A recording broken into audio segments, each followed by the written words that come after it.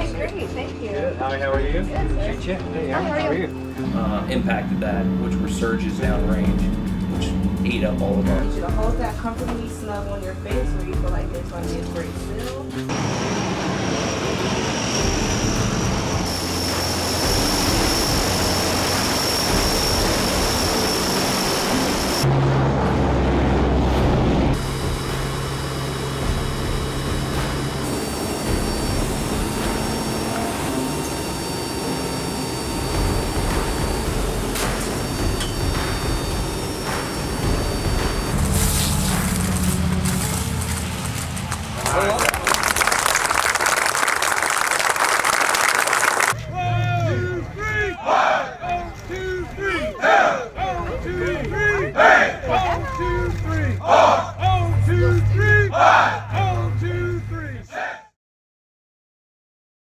The 26th of May 2015, Cannon Air Force Base retired the last AC-130H gunship, tail number 6569.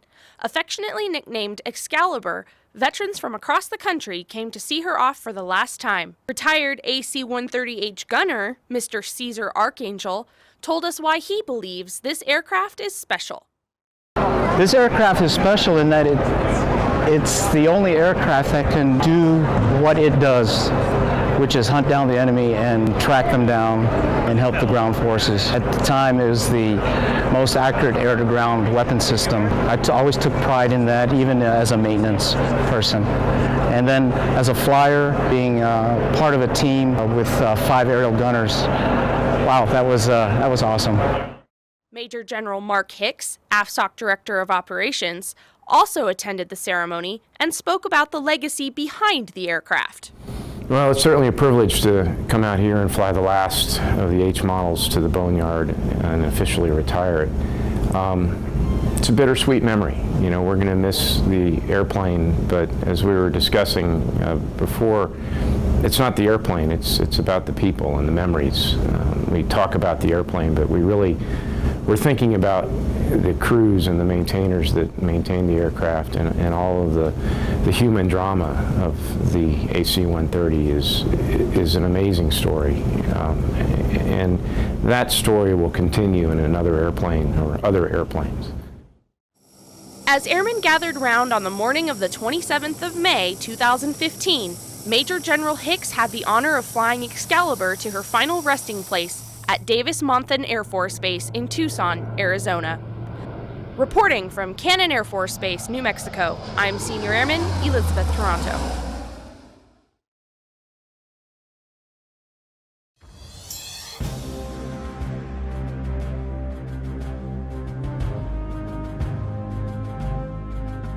Portraits in Courage has highlighted the sacrifices of American airmen for a decade, recognizing those who demonstrate exceptional honor, valor, and devotion in the performance of their duties. This year, of 60 nomination packages, 22 were selected. 5 are from Air Force Special Operations Command. Staff Sergeant Christopher Brooks called in a danger close fire mission from an AC-130 gunship, which enabled his task force to safely depart the area. The 14-man crew of Spooky 43, the AC-130U gunship crew's persistent fire support during 2 hours of intense combat ultimately saved 50 lives. Staff Sergeant Richard Hunter controlled 31 AC-130 and AH-64 danger close engagements that eliminated 27 enemy forces while saving his team. Staff Sergeant Christopher Lewis engaged the enemy at close range on 3 occasions within 100 meters and directed 4 precise airstrikes, which provided his team crucial air coverage and eliminated more than 20 enemy forces. 6 members of a Special Operations Surgical Team provided care for more than 750 patients, managed 19 mass casualty events, and performed 16 life-saving surgeries while deployed in support of Operation Inherent Resolve.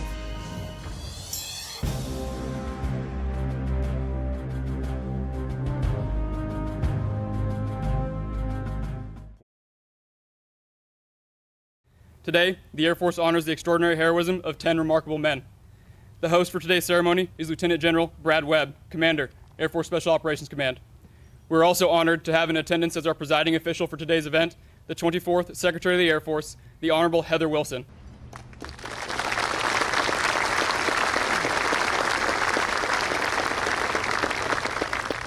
We are honored to have in attendance today the family of Staff Sergeant Richard Hunter.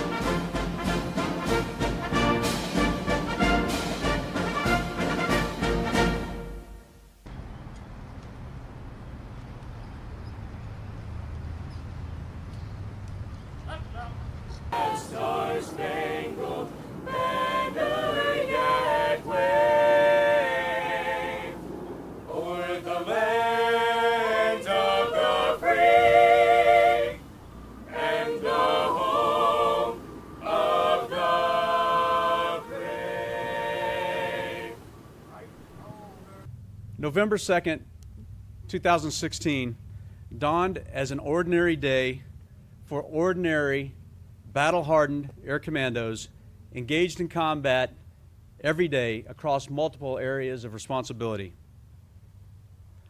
However, this day, events dictated that certain airmen would be required to demonstrate astonishing courage and heroism. Every single day holds the possibility for AFSOC airmen to be called upon to execute unprecedented feats. So therefore, we are very proud to honor these courageous and heroic air commandos today. These young men knew the risks, and they went anyway. When the United States needs swift, precise violence, we call them. Special operations is the force that we call when we really need the absolute best. There is no better friend and no worse enemy than the United States Special Operations Forces. Thank you, Secretary Wilson. Ladies and gentlemen, please stand for the presentation of the Air Force Cross to Staff Sergeant Richard Hunter, followed by the presentation of the Distinguished Flying Cross and Air Medal to the crew of Spooky 4-3. Attention to orders. To all who shall see these presents, greeting.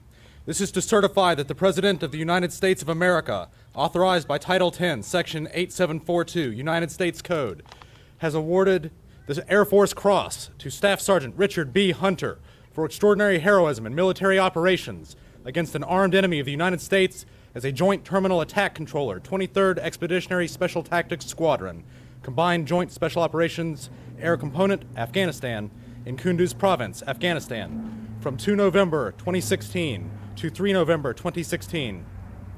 During this period, while assigned to a Special Forces team, Sergeant Hunter displayed extraordinary bravery as his team assaulted an insurgent safe haven. As they moved in a narrow alley, Taliban fighters ambushed them with grenade and heavy machine gun fire. With no regard for his own life, Sergeant Hunter placed himself between the enemy and his team, shielding the wounded with his body while providing suppressive fire with his rifle. To allow his team to withdraw from the kill zone, he positioned himself at the rear of the element closest to the threat to prevent fratricide and directed multiple danger-close airstrikes to within 20 meters, well inside the 190-meter danger-close distance for 105-millimeter rounds. With the team still under persistent enemy fire, Sergeant Hunter and 4 teammates cleared a compound to gain cover, preventing further casualties. Upon hearing a call for help, he again exposed himself to fire, rushing outside the compound to drag a wounded teammate 30 meters to safety. For the next 2 hours, he controlled 4 AC-130 uniform and AH-64 Delta aircraft, continually directing fire on enemy positions, including 105-millimeter rounds to within 13 and 16 meters of his own location. He courageously assumed greater risk by occupying the best vantage point to inflict a devastating effect on the enemy, preventing the team from being overrun. During exfiltration, he called for airstrikes to suppress heavy enemy fire, and he bravely exposed himself in a field during daylight to mark a landing zone with smoke. Although throughout the 8-hour assault, Sergeant Hunter alternated between firing his weapon at the enemy and controlling air assets, directing 1,787 munitions in 31 danger-close engagements, most to within 90 meters, resulting in 57 lives saved and 27 enemy killed. Through his extraordinary heroism, superb airmanship, and aggressiveness in the face of the enemy, Sergeant Hunter reflected the highest credit upon himself and the United States Air Force.